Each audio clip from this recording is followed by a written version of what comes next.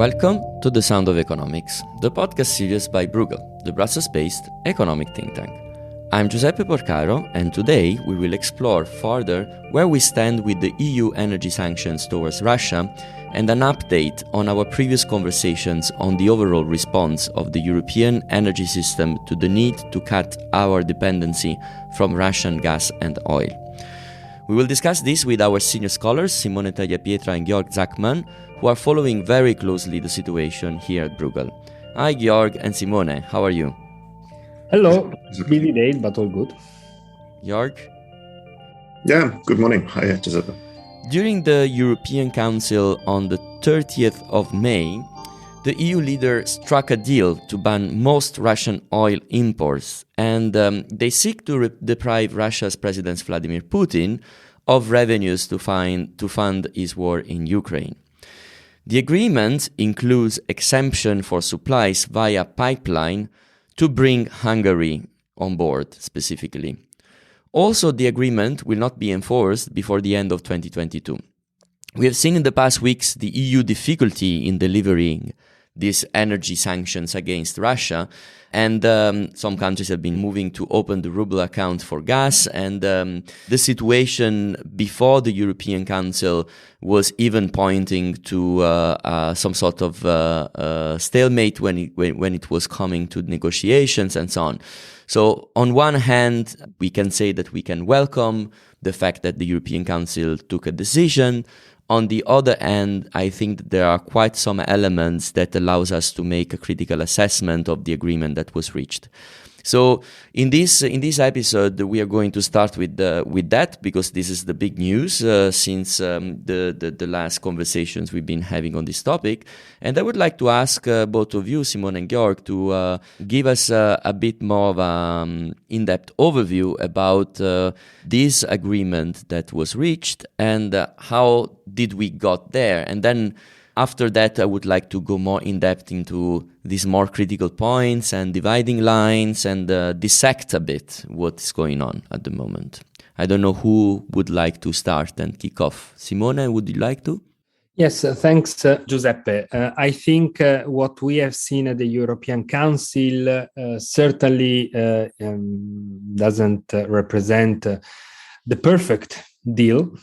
But under the current circumstances, it certainly represents an important step in the right direction. Let's all recall that up to 2 months ago, it was even impossible to discuss, sanctions on oil. This is really a step that brings the European action to sanction Russia to the next level, so to the core of the dependencies of Europe, which are, of course, oil and gas. And therefore, this is an important step. Now, we can all see that the major weakness of this deal relates to the timing. So for 6 months, Europe will keep buying Russian oil. We know that this comes at around $20 billion per month. So we are still going to fund Russia for months to come. But it is also true that countries have the opportunity to freely phase down or phase out their buys of Russian oil even before the end of the year. And as of January next year, Europe will basically stop importing Russian oil, because at the end of the day, the exemption really will apply mainly to Hungary, because, for example, Germany and Poland have already said that they are going to stop the imports of oil by the end of the year in any case. Georg? I think I would second Simone on that it is an important step. So first, the EU was able to engineer unanimity on sanctions, and I think it's an important political signal to say, okay, it's now the 6th package, and it's getting more difficult, but the EU was again able to show to Russia that we stand together on the sanctioning side. But there are some scars, I think, also politically to be taken from that. So I'm not sure how quickly a 7th sanction package will be drawn up. But for now, the unity holds. What I find quite important is that Germany quite substantially contributed to that. And I think in the political discussions we've been having over Germany's role in the sanctioning and in the support to Ukraine, it is quite a strong signal that Germany accepted that the northern part of the Družba pipeline is going to be stopped as well, which means that quite some cost will come to German oil consumers in terms of replacing that oil. Then I also think that it exceeded somewhat expectations on some elements. So there are, I mean, we had the discussions before on what is going to be included in the package, and there were, for example, questions around oil products, and oil products seem to be in, which is a significant part of Russian oil and oil products exports, so a significant share of their revenues. And there seems also to be in that insurance on the transportation of oil will be sanctioned in the future, which might make it a bit more difficult, or maybe substantially more difficult. We'll see how well this is going to be implemented for Russia also to export oil to other parts of the world, which makes the embargo more biting. So overall, my take would be it's an instrument that we will be able to build on. I always see sanctions as a sort of whack-a-mole. So they always try to find ways around the sanctions, and we always have to readjust our means and to kind of make it difficult for Russia to export oil and oil products to us and our partner countries. But we will be able to do that. Just if a bit of promotion, I mean, on the Bruegel website, we have a tracker of Russian oil exports. So there you can see essentially to which parts of the world oil is being exported. We see that still a lot of the Russian exports go to Europe. And we will be able to monitor in the coming weeks and months how that might change and whether it's really possible to substantially depress the amount of oil Russia is able to export. Thank you, Georg. On this, I have a follow-up question because, of course, also to make our listeners understanding a bit more, we are really at the beginning of the analysis of the impact of those sanctions. So it's very important to go step by step and understand exactly what do they mean. One aspect is that not the pipeline oil is temporary, not included in this package. It means that it's only seaborne crude which is included. And on this, the question is, I mean, provocative or not really provocative. Like you can argue that seaborne crude is the one that is probably the easiest to be redirected to other markets because the boats can just change their route and be redirected somewhere else. Also, one can argue that Russia has more than 6 months ahead of themselves in order to be able to cut deals and reroute those boats. Is that correct? It is indeed correct that at the beginning we will focus on seaborne oil, but my understanding is that at least half of the pipeline exports will also be relatively quickly phased out because the Družba pipeline, which is the Russian oil export pipeline to Europe, has two branches, one southern and one northern branch. And the northern branch that goes to Poland and East Germany will be stopped based on essentially unilateral action by Poland and Germany. So that only leaves the southern branch of the Družba pipeline, which goes to Slovakia and Hungary. And let's see what the Slovaks are going to do with that. The Hungarians said they want to continue to import that. So commission official on Twitter said that about 90% of the Russian oil exports will fall under the embargo at the end of the year, which is quite substantial. Now, will Russia be able to export this oil and the oil products elsewhere? Yes and no. So, I mean, seaborne, as you said, is possible to send the tankers elsewhere, but all other markets are quite far away.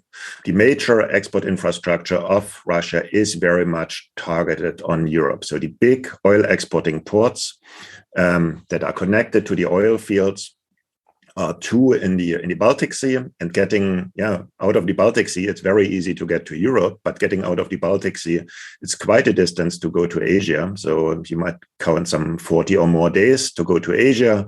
You might need some 5 to 8 days to get to Europe. So you might need about 5 times more ships and tankers. You might need 5 times more crews, and on top of that, it might become quite a challenge if you don't get insurance for that to get those.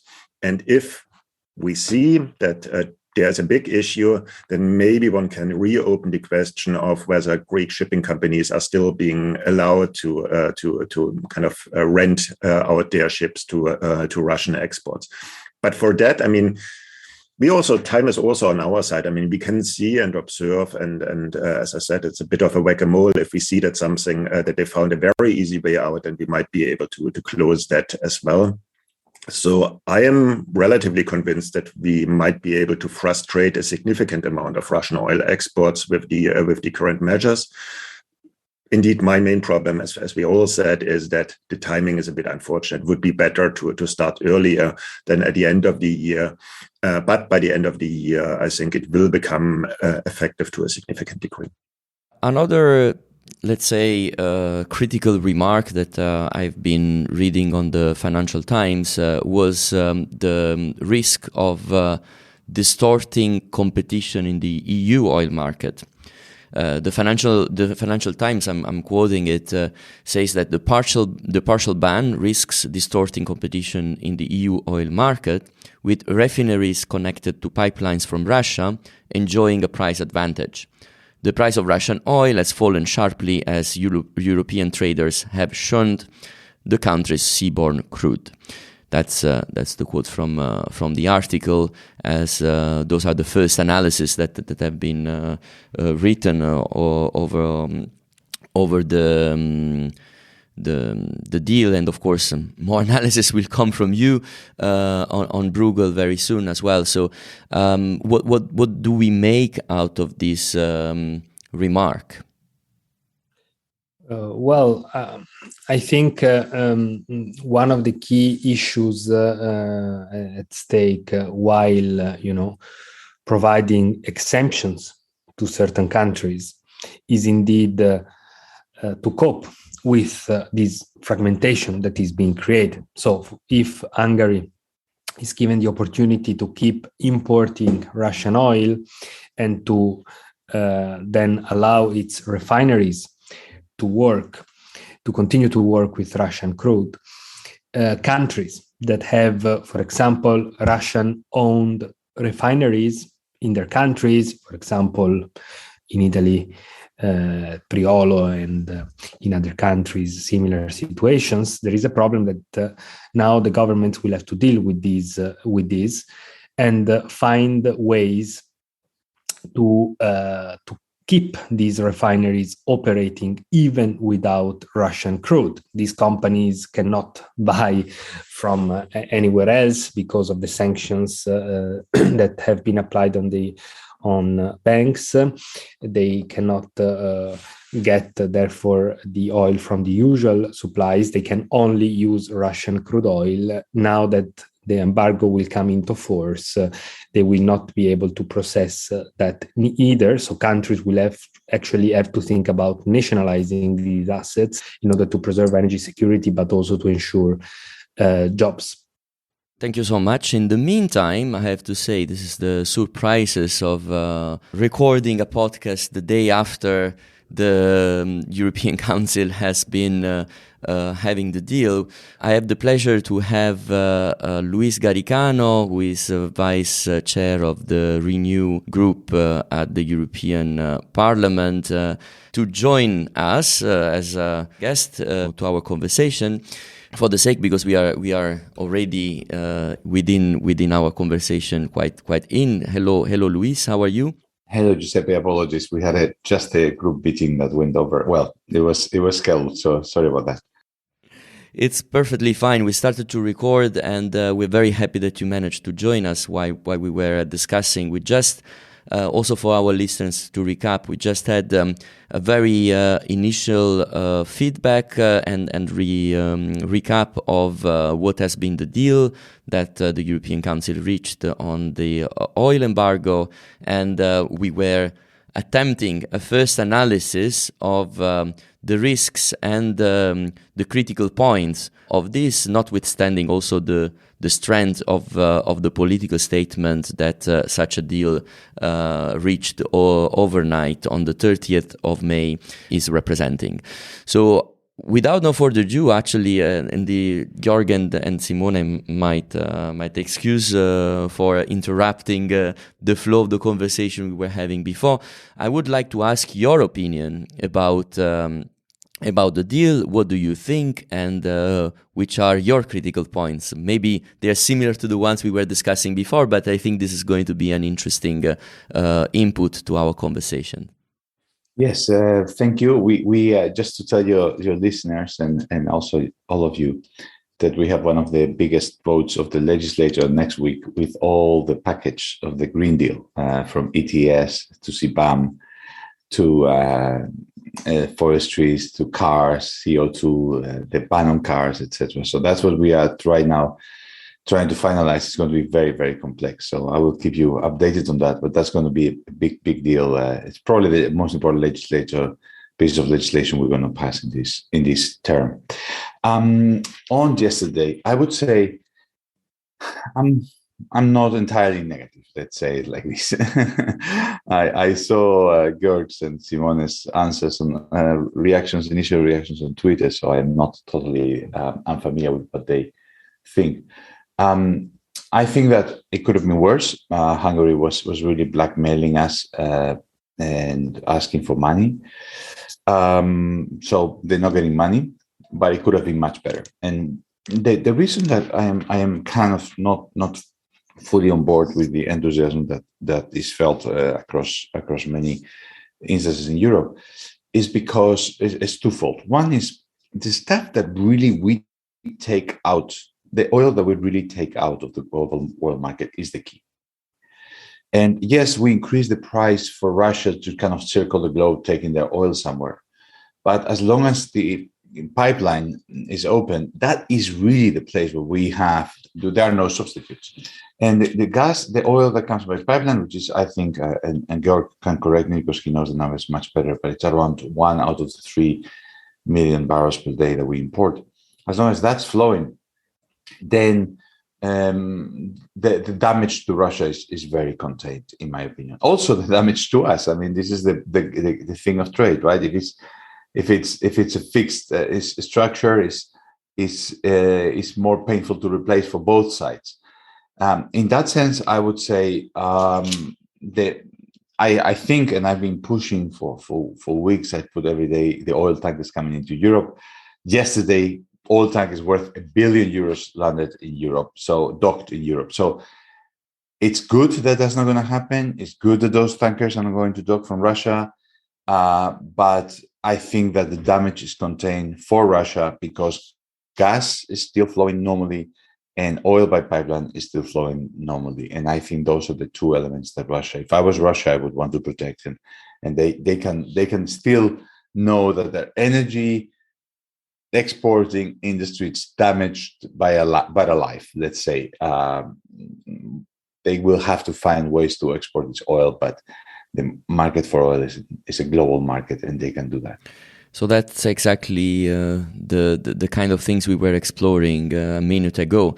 And since Simone and Georg were reacting to my questions on that, I would like to ask if they have an additional reaction to what you just said. And I see that Georg would like to intervene. Yeah, I would actually have a question to you, Luis. And I mean, we were thinking about what the next steps could be, and as we expressed earlier on, I think it's it's an instrument to be built on. It's, in my view, it's politically good that we managed to get an agreement, and it's better than no agreement, and it's not completely empty. It's so it could have been significantly worse. So it's not purely symbolic. Now, my understanding is that politically it seems to now take time a bit to digest for the council the current sanction package, and before moving further. So do you think there will be a window of opportunity coming up in the next weeks and months to already start tightening the screws, or will we have to wait until end of summer or so until this discussion can come back, because politically everybody seems exhausted at that moment? I think you're very right. The Prime Minister of Belgium this morning says, "Well, leave me alone. Don't bring me more. Don't bring me more packages." I will do my best from where I am to get the momentum going for the seventh package with gas and with the pipelines. I think many of us will be pushing for that. I'm sure Verhofstadt and many others in Parliament. You're right that they're exhausted, but I mean, the ones who are really exhausted are the Ukrainians, and they are really suffering right now. Very, very heavy bombardments and artillery barrages. That's where we should put our sympathy and not elsewhere. The truth is that by postponing and enlarging the periods all the time, so now this oil is until the end of the year, etc., we are letting Putin finance this war. And I think that, to me, the point that I try to get across, and I know it's hard, is that a short war where he doesn't have the finance to continue is one where he wants to settle, is one where actually inflation and all these other things that our leaders are rightly concerned are less long-lasting, or we have a good chance of stopping the economic damage. So for me, it's better to do our best fast up front, try to get Russia to be weakened, than prolonging all this pain just because we are not able to face it. So my position would be, let's really do more fast, and I will do my best to push. But you're right that it does sound like they want to try to avoid that kind of pressure. Simone.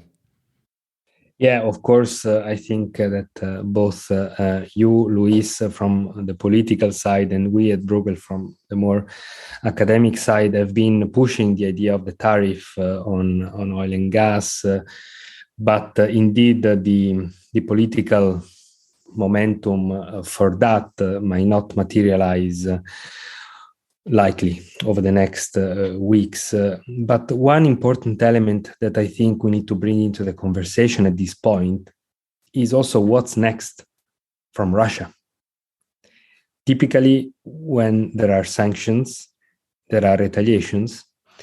And I think now the question is, what should we be expecting from Russia? Will Russia retaliate on oil, potentially deciding to unplug supplies over the next weeks, months, so before the embargo actually enters into force, since they have lost the European market in any case? So to try to provide us with significant damages, or will Russia retaliate on gas? I mean, we have already seen that Bulgaria, Poland, Finland, the Netherlands, Denmark soon have been or are soon to be cut off from Russian gas supplies. We know that other companies are starting to pay according to the ruble scheme. So far, so good for them, but this might change. So I think the important question now is to see what will come from Moscow as a retaliation, and for us, how are we getting prepared to face these potential retaliations? And the key question there, which is also part of the discussion at the Council, is what do we do with REPowerEU? We have this huge package that the Commission has managed to put forward in a very short period of time, that tries to use all the possible instruments to also get prepared in case of an emergency. And I think that was one of the biggest differences between the final, let's say, package and the first proposal of March. I think particularly at the at the EU energy platform, will member states really make use of this instrument to become an important tool to manage a situation of emergency, for the storage refilling that we need to do before the next winter, for the coordination of the dispatch of gas across European countries in case of a disruption, etc. So what's your feeling, Luis, about this? Do you think we are in the on the right path to basically have a more resilient position also vis-a-vis what can be the retaliations, or what are the bottlenecks you see, if I may ask you?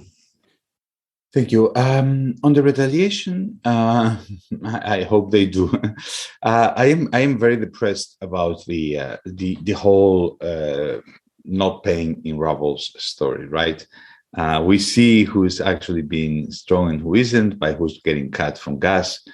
And basically many key countries such as Germany and Italy are whistling themselves out of this commitment not to get paid in rubles. And actually the Commission has given them a blueprint on how to avoid their own sanctions, which is kind of really amazing. As Hanno Lustig, an economist, was saying in Twitter, he was saying something like, look, you don't need expensive lawyers. The Commission is going to tell you how to avoid their own sanctions on rubles. So this is bad. I mean, I think that Europe has said they wouldn't be paying rubles, and they're accepting that, and that is bad. We will see today, indeed, a couple of other countries being cut off. Denmark, apparently, in particular, and it's true that, I mean, Russia is doing a smart game here, which is the countries that are small, it doesn't cost. It's like pour encourager les autres, right? You going after Bulgaria, which is just 1 million BCMs. You kill gas to Bulgaria, and you saw Germany, which is the real big deal, that they shouldn't play with you.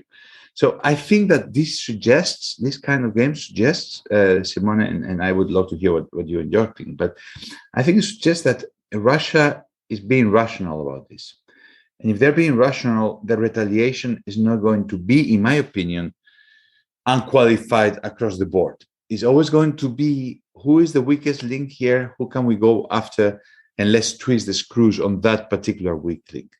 So I wouldn't see at this point Russia just saying, okay, now there's no gas to Europe, because that's going to hurt them more than it hurts more. But can they kind of find a way to retaliate to some particular countries, cut off some small country that they don't mind so much? Yes, because at the end of the day, remember, and you guys know these prices much better than me, but they're actually earning more. Each time they're cutting somebody and the prices go all the way up. So it's not even costly, right? So I think my answer would be, Simone, rational retaliation from Russia is to be expected. And that means retaliation that doesn't make them worse off, and that makes one member of our coalitions kind of significantly worse off, but no retaliation that affects the entire market. So kind of everything that is saber rattling and raises prices is something that I would be expecting. Thank you, Luis. I would like, because we are already past the mark of almost half an hour of our discussion. So I will pass to a second aspect which you already mentioned, which is the broader aspect. You know, you mentioned the Repower EU. In general, I would say the need of solidarity within EU in general, in case of an interruption of Russian gas that Simone has been pointing out. But in general, you know, like the broader situation, the broader aspects of how, let's say, in the medium to long term, the overall mix of energy and the overall interaction and cooperation between the different national markets should integrate further in order to face the challenges that we are going to have, which are not going to be necessarily less, even within the frame of, let's say, resolution of the conflict at some point. Simone and Georg have been writing quite a lot about it, so perhaps they can add a bit more on the framing of this before passing the word to you, Louis, and hear what you think about that. Yeah, I think it's a good transition because what Louis said on kind of this targeted approach of Russian counter-sanction, that makes a lot of sense to expect that, and trying to essentially undermine the solidarity within Europe, divide and rule. It has always been a strategy in the past. And Europe has shown that it is always trying to find very, very narrow balances in terms of implementing sanctions. So it really invites the other side to find a way to unbalance the finely tuned balance that the Europeans have initially found. And therefore, in my view, it would be extremely important to find solidarity mechanisms on the European side that can kind of help us to protect ourselves against these divide and rule strategies. And something that we have been doing with Simone and a couple of other economists in the past weeks is developing a scheme for some sort of mutualization of the gas crisis cost, and making sure that the allocation of gas among member states is functioning even in a crisis situation. And what we were thinking about was a full cut of Russian supplies, but actually it's even more powerful if there's only partial cut, because in such a situation, the current proposals, in my view, fall a bit short, because the current proposal is more that we stop the market in a crisis situation. Everybody is essentially sitting on its storages, and those that are well prepared have the gas, and otherwise there is this list of companies or a kind of a list of consumers that still get the gas. But I'm not sure whether we will see a French glass manufacturer being forced to reduce production in order to help a Bulgarian grandma. And I just, if we stop the market, if we just let it be done by this political negotiations of who gets the gas, I think it's going to be extremely divisive between member states. So our proposal would be more in line with trying to find a way that we jointly procure some gas into storage that then is allocated based on price signals still, which would help us to make sure that those countries that don't have the gas might be able to buy it. Simone, you wanted to add something on this? Just a very quick follow-up on what Georg said about the need for more action at the national level, because if you look at the REPowerEU package, you indeed see that ultimately the key decisions will have to be taken at the national level, both in terms of to which extent to coordinate with other countries, European countries, and ensure solidarity, but also what kind of important actions we can take in order to make our position vis-à-vis Russia more resilient, particularly ahead of next winter. And there I notably think at demand reduction.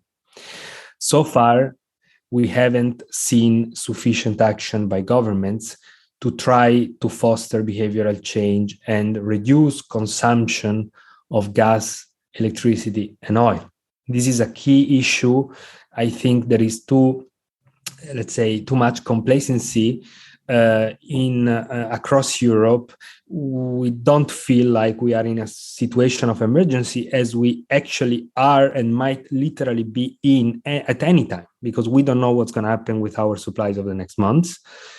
And what we have seen at Bruegel, we also have a data set tracking these measures. And we see governments pulling billions into artificially lowering energy bills for all, or even the fuel prices.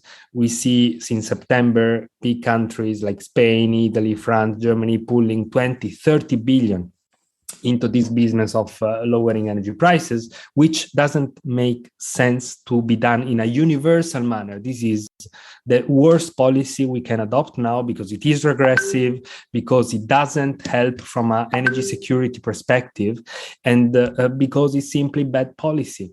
So when will governments finally become more targeted in their action to support the most vulnerable citizens as they should be supported, but then realize that high energy prices will at this very moment have to be part of the solution in order to lower demand, to make our position more resilient vis-a-vis the next winter, namely? I think this is going to be extremely important as well. So on the one hand is what Georg said about mutualization and ensuring solidarity, but on the other hand, we also need to take difficult decisions at the national level that so far politicians have been struggling to take.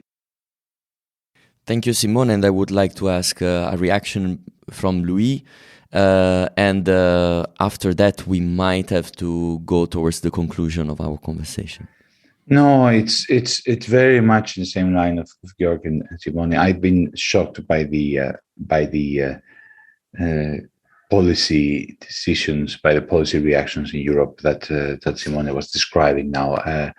30 cents in Germany, 20 cents in Spain are being paid by the government of gasoline. So it's actually not only not an embargo, it's actually increasing the demand for these fossil fuels. We are subsidizing demand, we're increasing demand in the moment where the supply is scarce. So we are actually increasing the tensions in the market. This is a terrible, terrible policy. Simone is right. It's kind of strange, right? Because it's like, okay, we want to fight climate change. Oh, we wish that prices were higher, so there was less CO2. Prices are higher, instead of saying like, oh, great. It just proves that all that we have been saying about climate change was wrong, because now that prices are higher,